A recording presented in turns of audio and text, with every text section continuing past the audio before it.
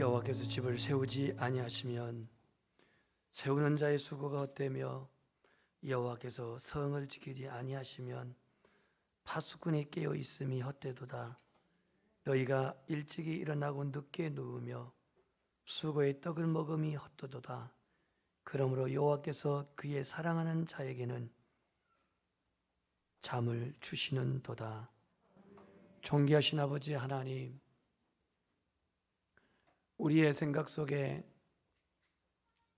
하나님을 의식하지 못함 가운데서도 하나님은 우리를 잊지 아니하시고 우리를 기억하시고 우리를 보호하시는 하나님, 우리의 생각 속에서 하나님 주인 되심을 우리는 망각하고 살 때가 많지만 그럼에도 하나님은 우리를 버리지 아니하시고 외면치 아니하시고 여전히 낮에 해도 밤에 달도 상치도 해지도 아니하도록 우리를 보호하시는 하나님의 사랑을 진실로 감사를 드립니다.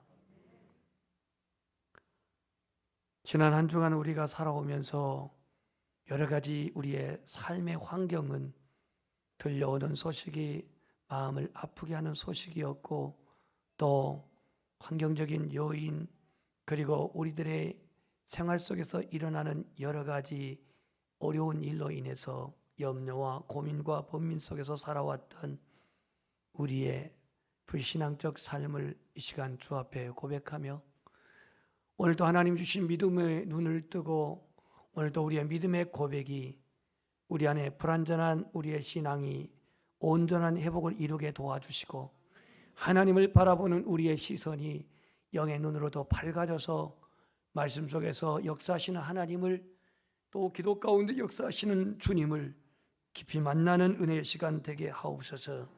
예수 그리스도 이름으로 기도합니다. 아멘. 일어나셔서 1장 찬송을 하겠습니다.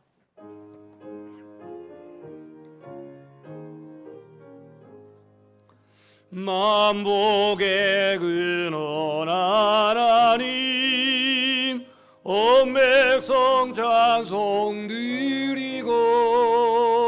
저 천사여 찬송하세.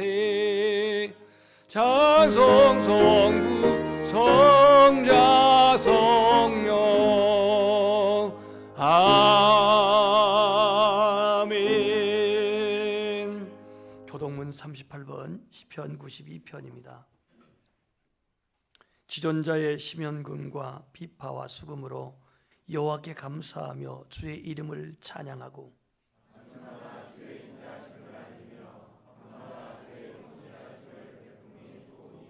여호와여 주께서 행하신 일로 나를 기쁘게 하셨으니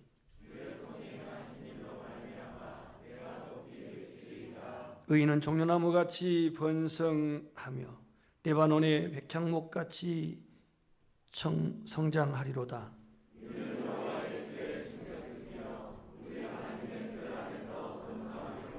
그는 늙어도 여전히 결실하여 진액이 풍족하고 빛이 청청하니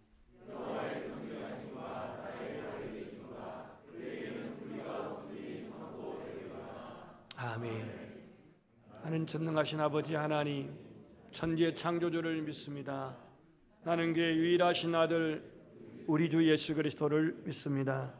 그는 성령으로 잉태되어 동정녀 마리아에게 나시고 본디오 빌라도에게 고난을 받아 십자가에 못 박혀 죽으시고 장사된 지 사흘 만에 죽은 자 가운데서 다시 살아나셨으며 하늘 오르시어 전능하신 아버지 하나님 우편에 앉아 계시다가 거기로부터 살아있는 자와 죽는 자를 심판하러 오십니다.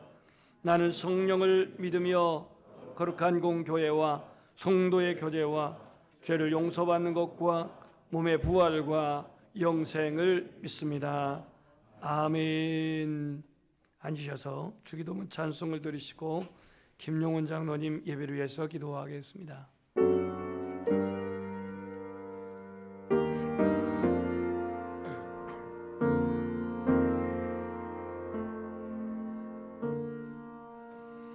하늘에 계신 아버지 이름 거룩하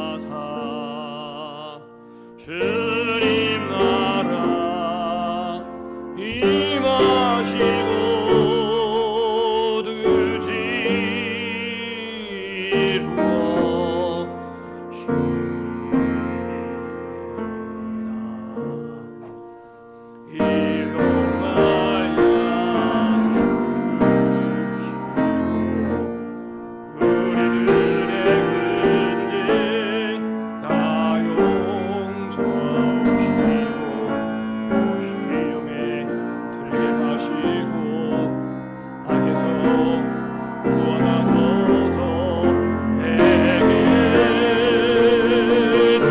나라 주의 권세 주의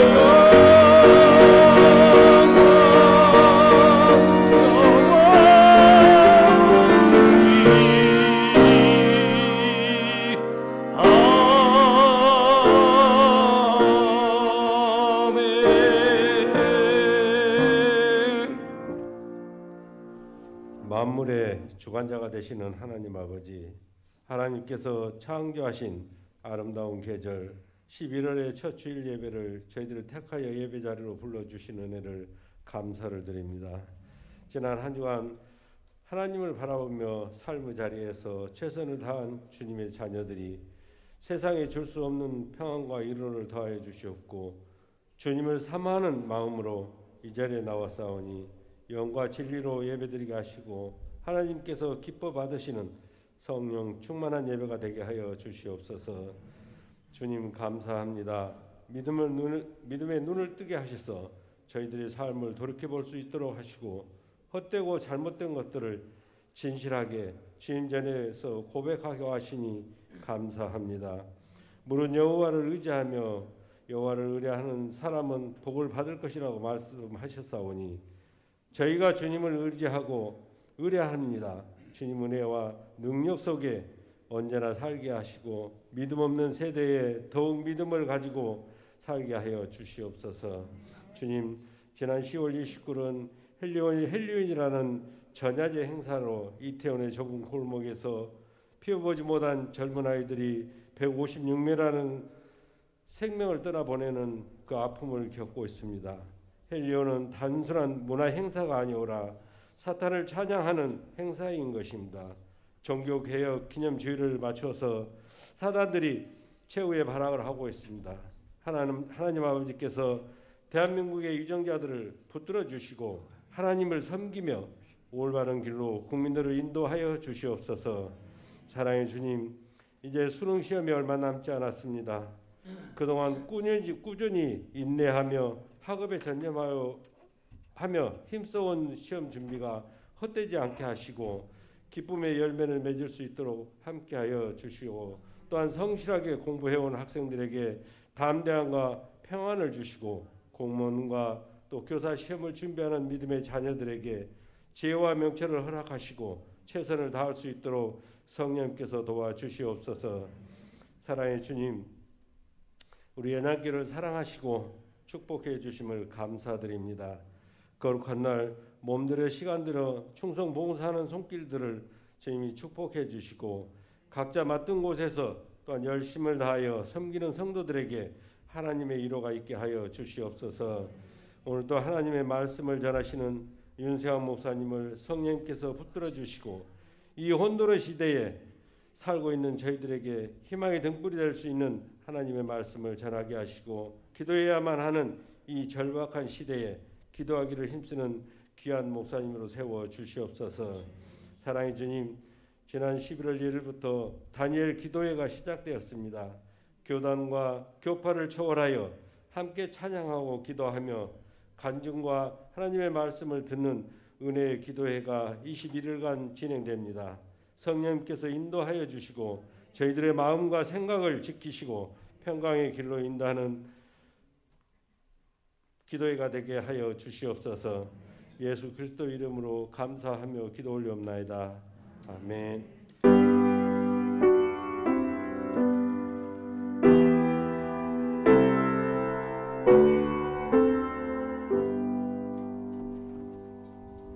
오늘 하나님의 말씀은 요한복음 3장 16절에서 21절 말씀을 찾겠습니다. 신약성경 146페이지 요한복음 3장 16절에서 21절 말씀입니다. 하나님이 세상을 이처럼 사랑하사 독생자를 주셨으니 이는 그를 믿는 자마다 멸망하지 않고 영생을 얻게 하려 하심이라. 하나님이 그 아들을 세상에 보내신 것은 세상을 심판하려 하심이 아니요 그로 말미암아 세상이 구원을 받게 하려 하심이라. 그를 믿는 자는 심판을 받지 아니하는 것이요 믿지 아니하는 자는 하나님의 독생자의 이름을 믿지 아니하므로 벌써 심판을 받은 것이니라. 그 정죄는 이것이니 곧 빛이 세상에 왔으되 사람들이 자기 행위가 악함으로 빛보다 어둠을 더 사랑한 것이니라. 악을 행하는 자마다 빛을 미워하여 빛으로 오지 아니하나니 이는 그 행위가 드러날까 함이요 진리를 따르는 자는 빛으로 오나니 이는 그 행위가 하나님 안에서 행한 것임을 나타내려 함이라 하시니라. 아멘. 아멘. 오늘 11월 첫째 주일 예배에 참석하신 우리 연양의 모든 가족들 축복합니다. 또 영상 가운데서 예배드리는 모든 지체들에게도 하나님의 평강이 함께 하시기를 축원합니다.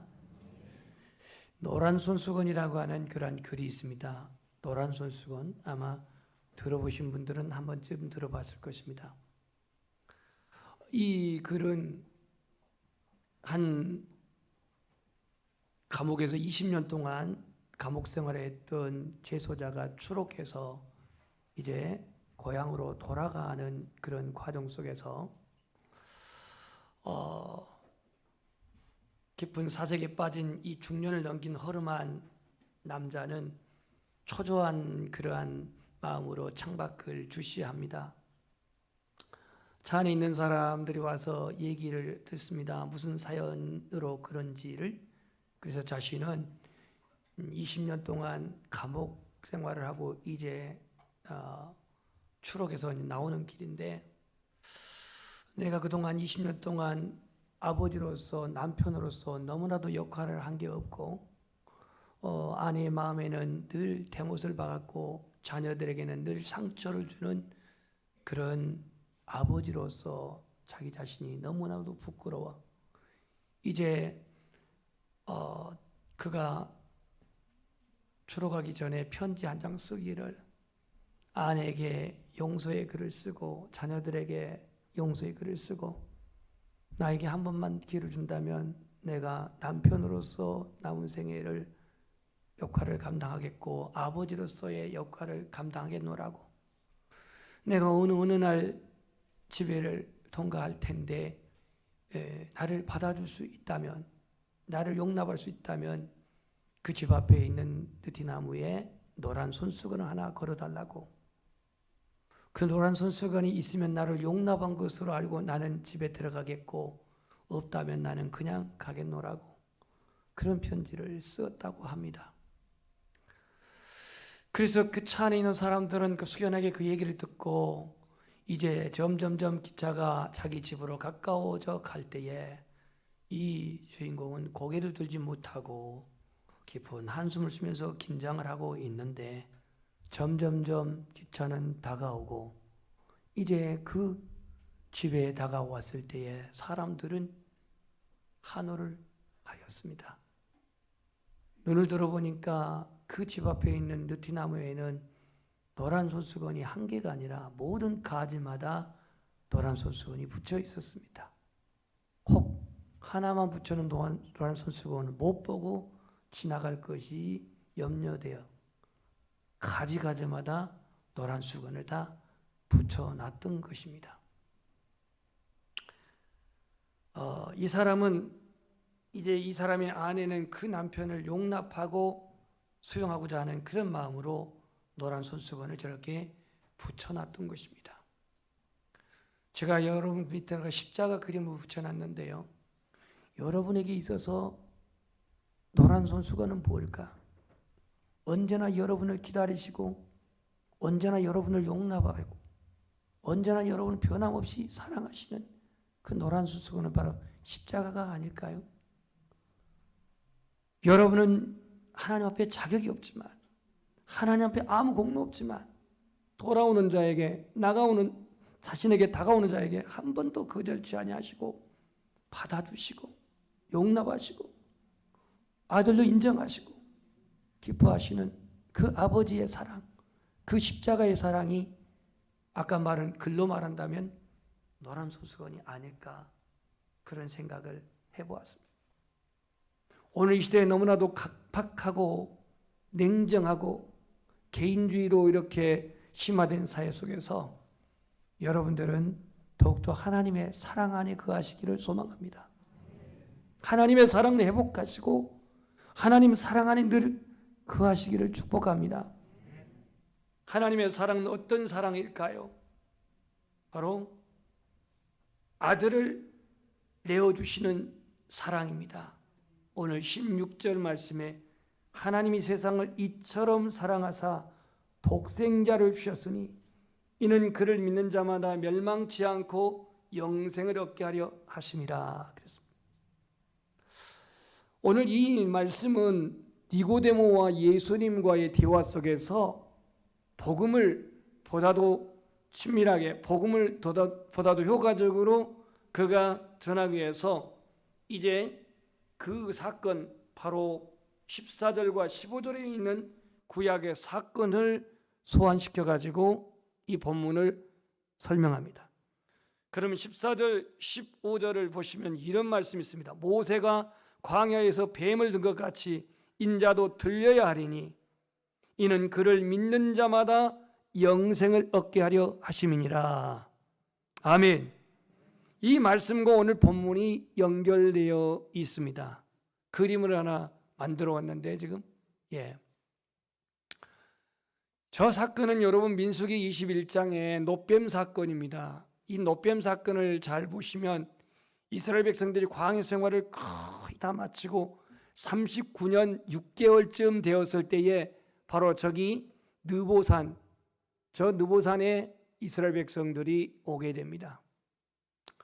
그런데 거기서 무슨 일이 벌어지냐면 이스라엘 백성들이 길로 인해서 하나님을 원망하고 이 에돔이라고 하는 그곳을 우회해가지고 지나가면서 불편한 길로 인해서 그들이 원망하고 그들이 짜증나니까 만나도 불평하고 이 까칠까칠한 이 만나는 이제 거들떠보기도 싫다, 하찮은 음식이라고 판단하면서 비판을 합니다.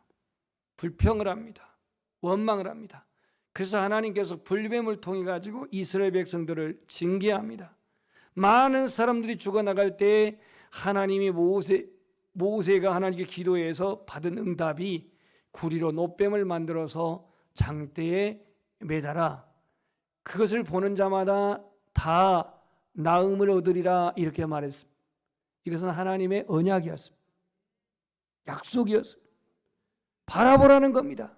단순하게 바라보라는 것. 하지만 단순하게 바라보라고 한 것도 보지를 않아요. 믿지를 않아요.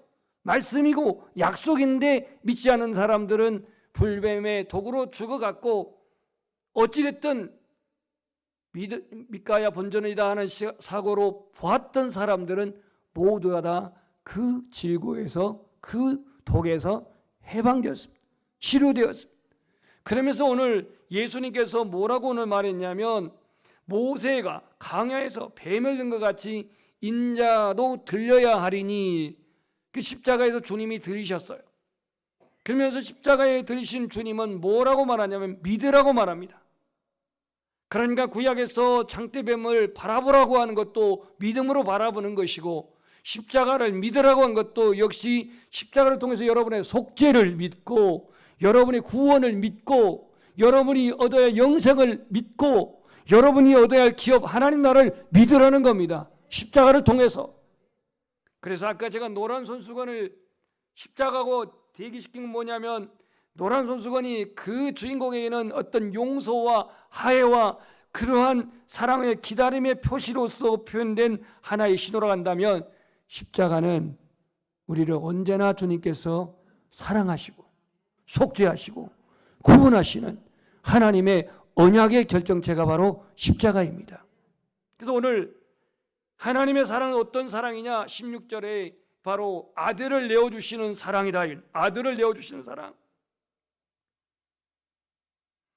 여러분 자기 자신의 생명을 보호하는 보호 본능은 누구나 다 있습니다.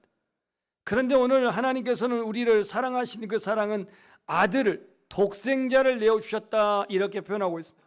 독생자. 본문에 보면은 이처럼 사랑하사 독생자를 주셨으니 이렇게 표현하고 있습니다. 여러분, 하나님이 여러분을 사랑하신 것을 믿습니까? 요즘같이 힘든 세상에는 정말 나도 하나님 사랑하나? 하나님 나를 사랑하시나? 이런 어떤 회의도 가질 수가 있어요. 더군다나 지금 이태원의 어떤 그런 사건을 통해서 모두가 비통해야 하고 모두가 아파해야 할 그러한 오늘의 세상 일에 이거를 정치가들은 이용의 수단으로 쓰고 있고, 한쪽에서는 이게 뭐 북한의 소행이니 뭐니 이런 식으로 해가지고 인간의 어떤 마음을 톡톡 난도질하는 이런 시대가 되어 있는데, 오늘 우리는 편함이 없는 자기 아들까지 내어주셔서 우리를 구원하시는 그 하나님의 사랑, 독생자를 주셔서 우리를 멸망치 않고 영생을 얻도록 하시는 이 하나님의 사랑, 이 하나님의 사랑이 저와 여러분에게 가장 큰 은혜요, 가장 큰 복이요, 가장 큰 하나님의 선물임을 믿으시기를 축복합니다. 여러분, 세상, 그러니까 도대체 이 세상이 무슨 뜻이길래 세상을 이처럼 사랑하셨다라고 말할까요? 세상. 이 세상의 의미는 성경에서 한 4가지로 설명할 수가 있는데, 첫 번째는 우주 질서를 세상으로 표현했습니다. 헬라어 코스모스의 첫 번째 세상은 우주 질서를 세상으로 표현했습니다. 두 번째, 모든 사람을 세상으로 표현했습니다. 세 번째, 하나님을 대적하는 그러한 악한 이 세상의 통치, 이것도 세상으로 표현했습니다. 네 번째, 인간의 행동의 배경이 되는 가치관, 사상, 철학, 이것을 세상으로 표현했습니다. 그렇다고 한다면 하나님이 세상을 이처럼 사랑했다라고 하는 이 세상에는 한 가지 이상의 의미가 있어요. 이거를 이른바 수학적으로 중어법이라고 합니다. 중어법. 한 단어에 2가지 의미를 가지고 있다는 거예요. 그럼 2가지가 어떤 의미냐? 하나는 하나님이 창조하신 세상의 천지 창조의 만물이 세상이고, 또 하나는 이 세상은 바로 우리가 세상입니다. 우리가 세상. 그러니까 하나님이 세상했다고 한 것은 우리가 살고 있는 이 피조물의 공간인 이 우주 만물을 사랑하시고 여기에 살아가고 있는 우리를 사랑하신다는 겁니다. 아무리 무슨 할로윈데이다 뭐다 뭐 무슨 귀신의 뭐다 이런 어떤 문화적인 요소가 있어서 젊은이 같다 해서 그들이 정죄 대상이 아니라 그들 또한 하나님은 사랑하고 계시는 바로 하나님의 자녀입니다. 자녀예요. 사랑하는. 그래서 오늘 이 하나님의 사랑은 독생자 아들 예수 그리스도를 내어주시는 사랑. 이 독생자라는 뜻은요, 모노게네이스라는 헬라어인데 유일한 그런 뜻입니다. 유일한, 하나님의 유일한 아들. 누가 독자를 내어줄 수 있습니까? 누가 독자를 드릴 수가 있습니까? 구약 성경에 이 십자가의 사건을 예표하고 있는 게 골고다가 아니죠. 지금의 골고다지만 그 당시엔 모리아 산에 아브라함이 그 독자 이삭을 데리고 올라갑니다. 물론 아브라함 이전에 인위적으로 그 하갈과 더불어 낳은 이스마엘이 있긴 하지만 6살 먼저 태어난, 그러나 그것은 언약의 아들이 아닙니다. 언약의 백성이 아닙니다. 이삭만이 언약의 아들인데 이를 데리고 모리아 산에 들이는 아브라함의 그 심정, 이것이 구약의 그 주님의 앞에 순종했던 아브라함인데, 하나님께서는 그 독자이신 예수 그리스도를 화목제물로 받으시고 우리를 구원하신 거예요. 목적은 영생을 얻게 하려고. 뭘 얻게 하려고? 영생을 얻게 하시죠. 그럼 오늘 본문 16절에서 영생의 반대는 뭘까요? 멸망입니다. 멸망. 영생의 반대는 멸망이에요. 페리시, 망하는 것, 멸망. 이제 구원받지 않는 사람은 결국 어떻게 된다는 거예요? 멸망하는 겁니다. 이게 지금 현실적으로 내게 피부적으로 느낌이 다가오지 않을 수도 있어요. 그러나 구원의 반대, 영생의 반대는 멸망이에요. 이거는 분명히 선택에 의해서 결정되어진 것인데, 이 세계에 지금 79억의 인구가 있습니다마는 79억의 인구 중에서 예수 그리스도를 통해서 구원받은 영생에 이를 자와 믿지 아니함으로 말미암아 멸망에 이를 자가 반드시 있다라는 겁니다. 그런데 오늘 하나님의 사랑은 아들, 외아들, 독생자를 주시기까지 우리를 사랑하시는 하나님의 사랑입니다. 우리가 아직 죄인 되었을 때에 그리스도께서 우리를 위하여 죽으심으로 하나님께서 우리에게 대한 자기의 사랑을 확증하셨느니라. 이 로마서 5장 8절에 기록되어 있는 말씀입니다. 이 하나님의 사랑은 우리가 찬송으로도 부르지만 하늘을 두루마리 삼고 바다를 먹물 삼아도 하늘을 두루마리 삼고 바다를 먹물로 삼아도 그 하나님의 사랑을 다 기록할 수 없다라고 시적인 고백을 하는데요. 우리는 인간의 머리를 가지고 하나님의 사랑을 제한하려고 그래요. 우리는 인간의 짧은 지식 가지고 하나님의 능력을 제한하려고 그래요.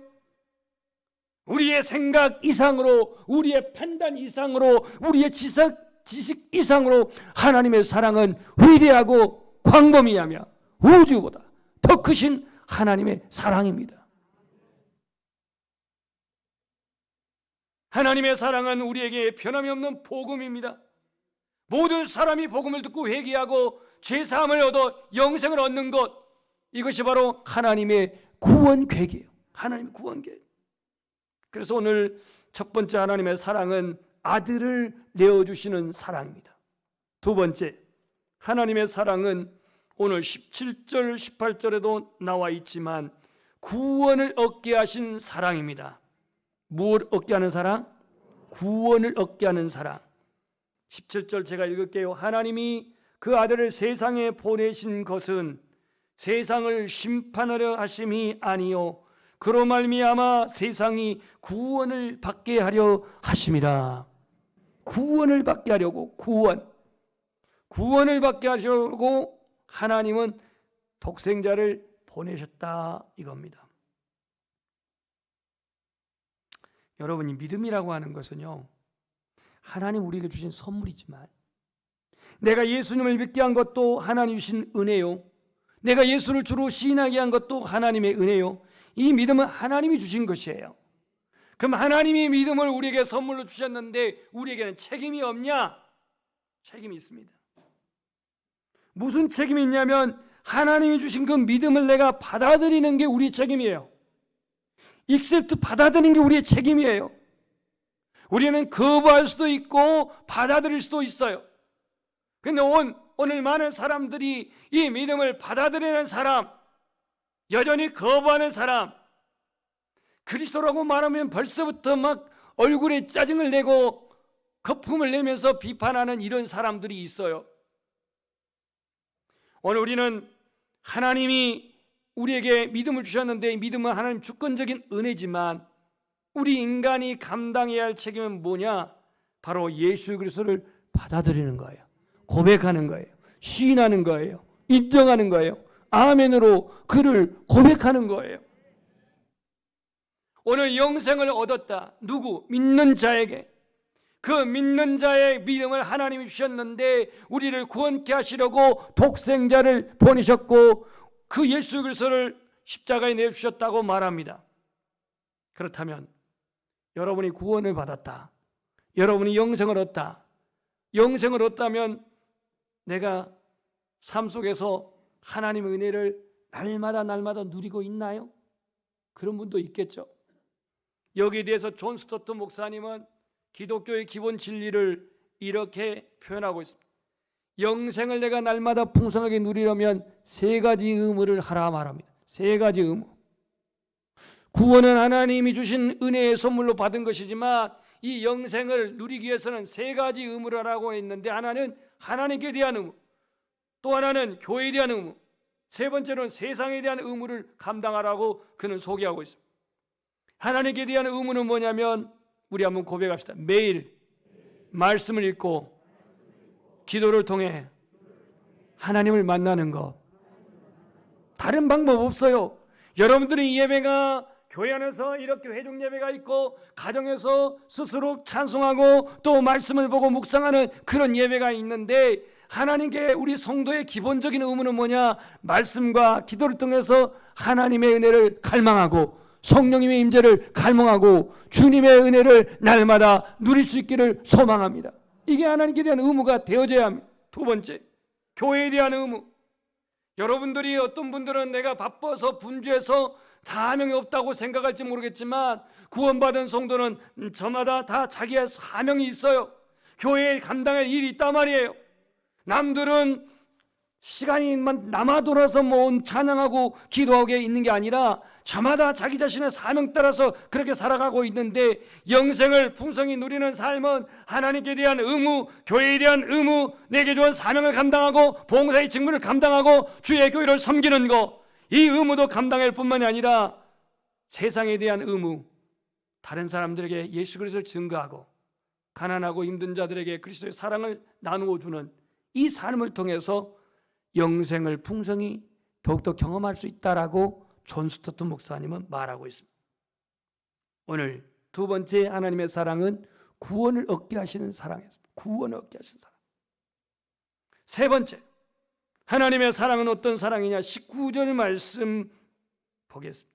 그 정죄는 이것이니 곧 빛이 세상에 왔으되 사람들이 자기에게인가 악함으로 빛보다 어둠을 더 사랑한 것이니라 그랬습니다. 빛으로 오신 사랑. 하나님의 사랑은 어둠으로 온 게 아니라 빛으로 오셨다. 빛으로. 빛. 그래서 세례 요한은 예수 그리스도를 참빛으로 표현했어요. 참빛. True Light, 참빛으로 표현했습니다. 오늘 빛으로 오신 그 하나님, 빛 그 자체가 어둠은 심판하고 있습니다. 그래서 본문에 보면 어둠에 있는 자들은 빛으로 오지 않는다고 했습니다. 자기 행위가 다 드러나기 때문에. 진리를 따는 자는 빛으로 나온다고 그랬습니다. 예수 그리스도는 오늘 세상의 빛이 되셨고 하나님의 사랑은 바로 빛으로 오신 사랑입니다. 빛으로 오신. 그러니까 어두운 가운데 광명을 비추는 그의 사랑, 절망 가운데도 희망을 주는 그의 사랑, 이 빛으로 오신 하나님의 사랑. 우리는 이론적으로 빛과 어둠은 결코 함께 공존할 수 없다는 것을 알고 있습니다. 상식적으로 알고 있습니다. 진정 내가 예수 믿고 구원을 받는 삶의 형태는 빛 가운데 거해야 되며 빛의 삶을 살아야 할 줄 믿습니다. 사도 바울은 에베소서에서 빛의 열매는 착함과 의로움과 진실함으로 그렇게 표현을 하고 있습니다.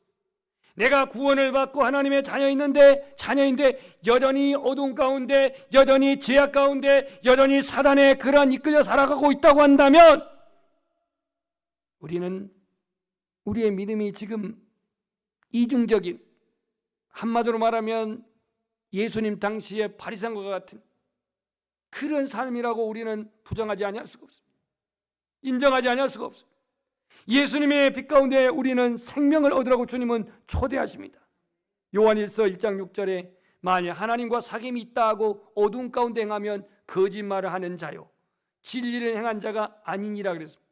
어두운 가운데 행한다면, 여러분, 내가 하나님의 자녀로서 예수 그리스도를 믿는다면 우리에게 나타나신 주님의 사랑은 어두운 가운데 사랑이 아니라 빛으로 오신 사랑이거든요. 빛, 하나님의 말씀, 빛, 예수 그리스도 생명, 빛, 우리에게 소망, 이 빛 대신 예수 그리스도 안에 거하고, 이 빛 대신 진리 안에 거하고, 이 빛 대신 그의 삶의 가치를 추구하는 우리의 믿음이 되기를 주님의 이름으로 축복합니다. 어느 가정에 어머니와 단둘이 사는 아들이 있었습니다. 어머니와 아들이 단둘이 사는 가정이 있었습니다. 그런데 어느 날 청년은 퇴근길에 뜻하지 않는 교통사고를 당했습니다.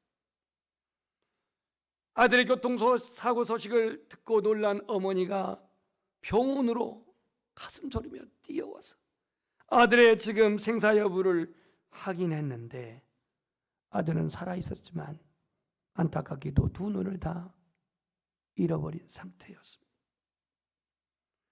교통사고로 순식간에 두 눈을 잃어버린 이 아들 청년은 깊은 절망과 탄식에 빠져가지고 자기의 어떤 그런 사고의 상황을 받아들일 수가 없습니다. 그래서 그는 말도 하지 않고 완전히 침묵해버리고 마음을 단단히 잠가버리고 누구에게도 말을 걸지 않고 우울한 그런 시간을 보내고 있었습니다. 평상에서. 그러던 어느 날 청년에게 기쁜 소식이 들려왔습니다. 이를 모르는 한 익명의 사람이 이 막막 눈을 기증한다고 하는 그러한 소식을 듣게 된 겁니다. 하지만 너무나도 기쁜 상실감과 절망감에 빠진 이 아들은 그 소식도 별로 달가워하지를 아니했습니다. 결국 간호하는 어머니의 간곡한 당부를 받아가지고 각막 이식을 하게 되었습니다. 하지만 그 아들은 각막 이식을 받은 이후에도 아직 붕대를 풀지 않았는데, 내가 한눈 가진 애꾸 눈을 가지고 살아가는 내 인생이 과연 얼마나 비참한가, 이걸 받아들이면서 계속 그렇게 흐느끼며 분노하며 원망을 하게 되었습니다. 시간이 흘러서 어느 날 이제 차도가 나서 그 붕대를 푸는 순간 이 아들은 눈을 뜨고 볼 수가 없었습니다. 왜냐하면 멀쩡했던 어머니 눈 하나가 없는 겁니다. 어머니 말이, 아들아, 나는 너한테 두 눈을 주고 싶었지만 내가 두 눈을 다 없다고 한다면 이 몸뚱아리가 너에게 거침돌이 될까 봐서, 너에게 짐이 될까 봐서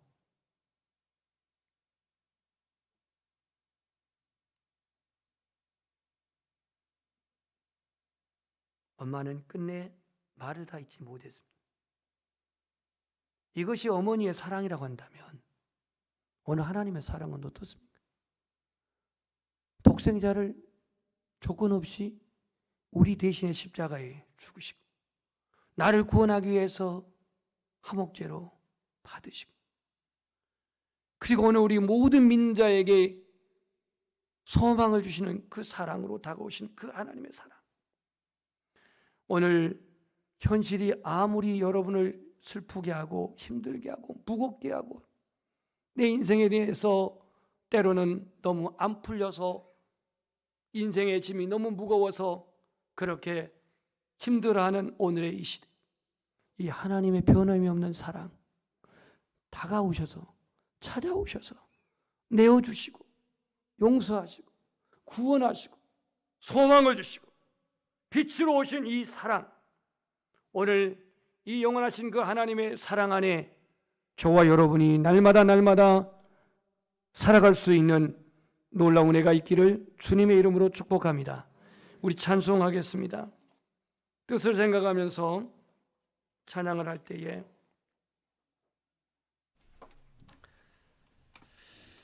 여러분 안에 하나님의 사랑은 독생자를 내어주시고 아들을 우리에게 주시며 구원하시는 그 하나님의 사랑을 감사하면서 고백하는 찬양이 되기를 소망합니다.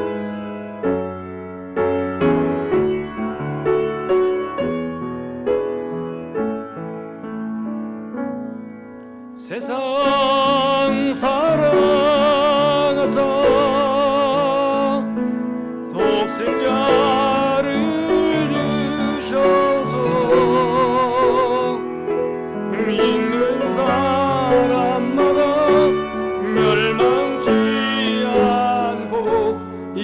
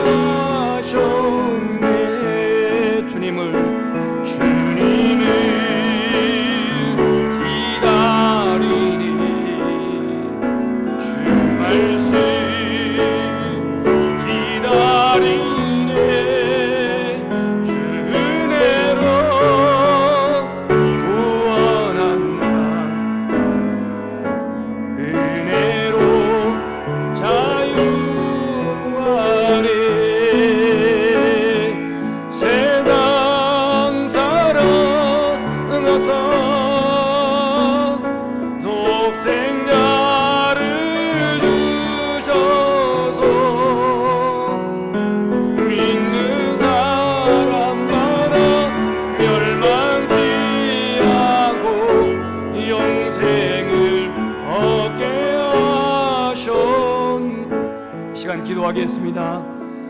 함께 시간 기도할 때에 오늘 우리의 삶의 환경을 돌아볼 때에 지난주는 한 장소에서 156명이라고 하는 젊은 청소년들과 청년들이 이렇게 에마디 소리 못하고 세상을 떠난 그러한 삶의 현장도 우리가 목격하게 되었습니다.